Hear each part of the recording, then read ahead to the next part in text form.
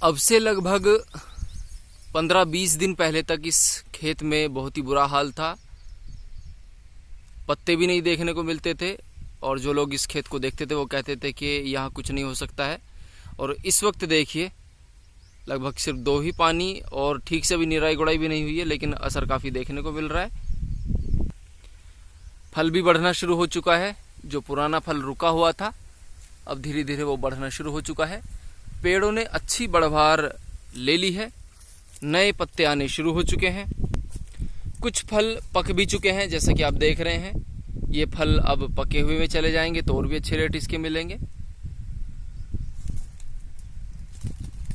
तो नए पत्ते आने शुरू हो चुके हैं, नया फल बनना शुरू हो चुका है और जल्दी ही इस पूरे खेत में अच्छी खासी पैदावार नज़र आएगी और फिर हम उसे बाज़ार में बेच पाएंगे।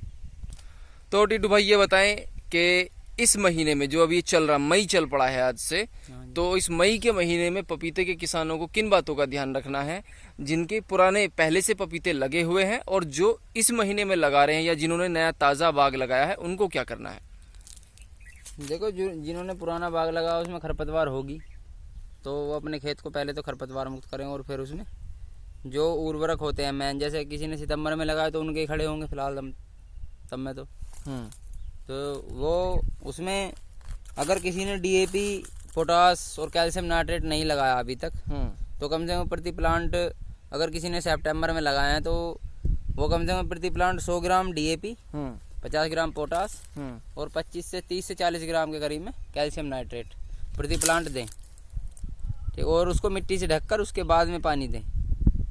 ठीक है। कुछ किसान भाई बोलते हैं कि टीटू भाई आप डिटेल में नहीं बताते और बहुत जल्दी जल्दी बोलते हैं, तो मैं आप किसान भाई को समझाना चाहते। देखो, तो हम वीडियो जानकारी देना चाहते हैं, वीडियो को बड़ा नहीं करना चाहते ज़्यादा, कि बहुत से होते हैं कि पता नहीं डिटेल में बताते रहते हैं।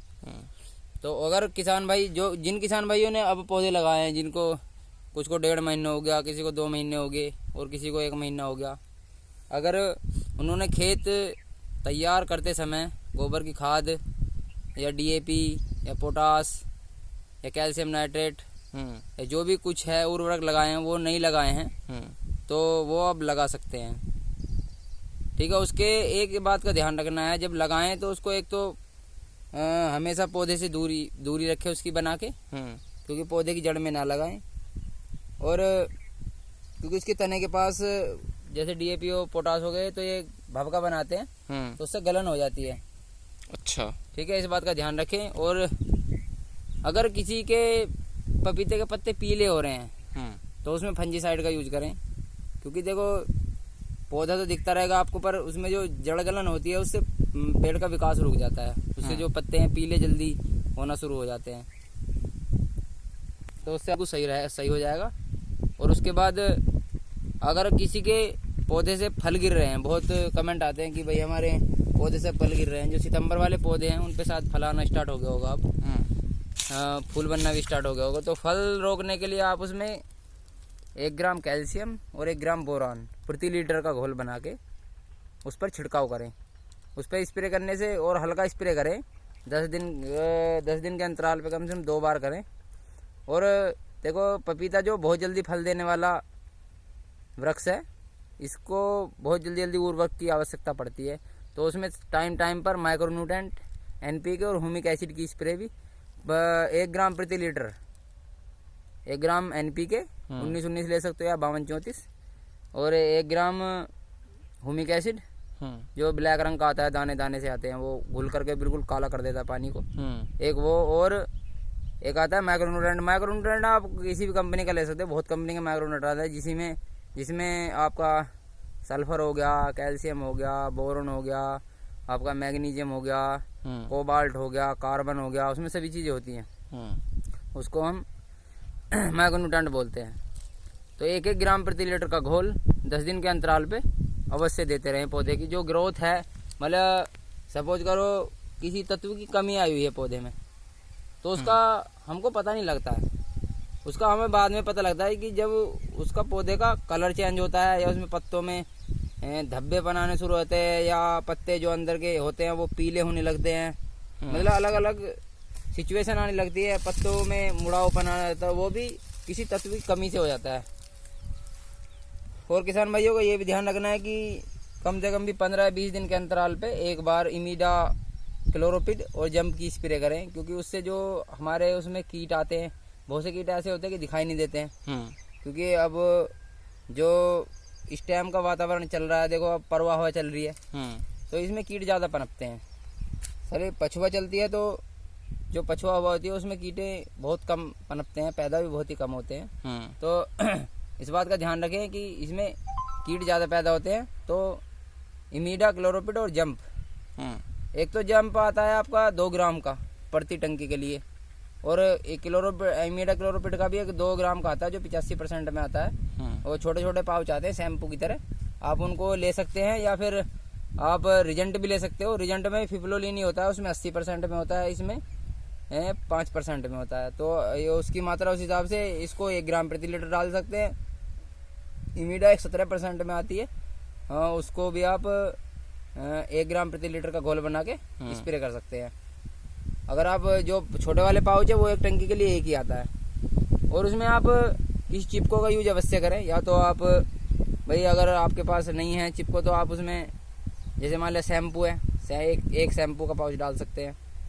या फिर चिपको आते हैं एलोवेरा, किसी के यहाँ एलोवेरा खड़ा हो, एलोवेरा का घोल बना के भी उसमें भी आप उसको डाल सकते हो। जैसे प्रति टंकी 2 ढक्कन डाल दिया, उसका कोई इफेक्ट भी नहीं पड़ेगा। और आपकी जो आप तत्व दे रहे हो, मतलब तत्व दे रहे हो, तो उसका जो पत्तों पे असर होता है वो ज़्यादा समय तक रहता है।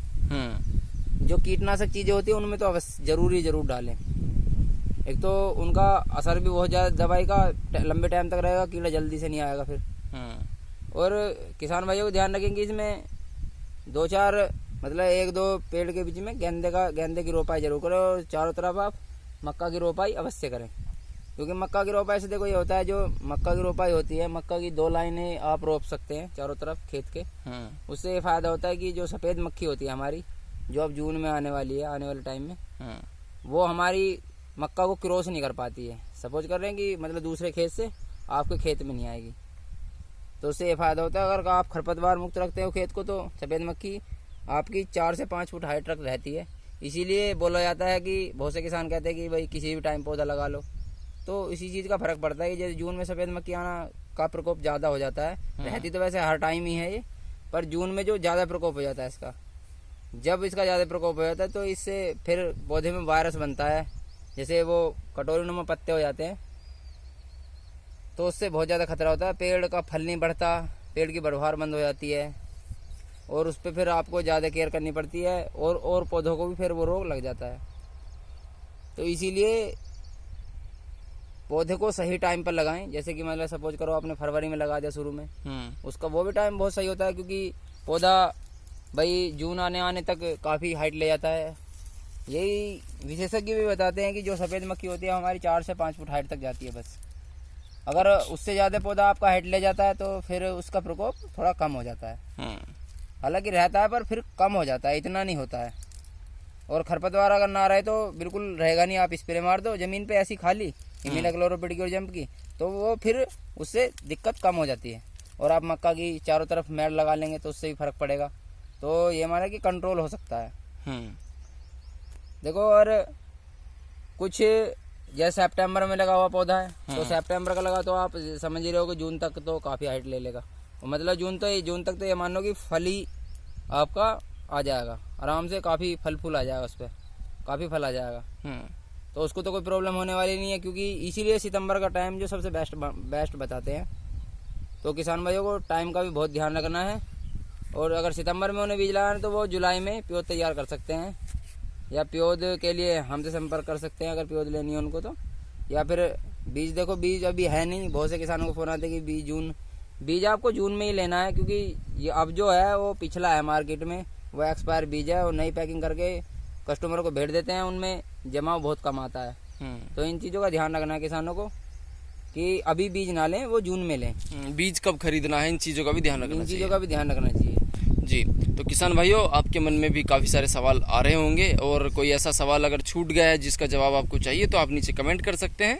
और वीडियो अगर पहली बार देख रहे हैं, चैनल पर नए हैं, तो हमारे चैनल को सब्सक्राइब ज़रूर करें। ढेरों वीडियो हैं जो पपीते और अलग फसलों के बारे में भी जानकारी आपको देती हैं। जाइए, देखिए और सब्सक्राइब कीजिए, शेयर जरूर कीजिएगा अपने दोस्तों के साथ। मिलते हैं अगली वीडियो में। धन्यवाद। जय हिंद, जय किसान।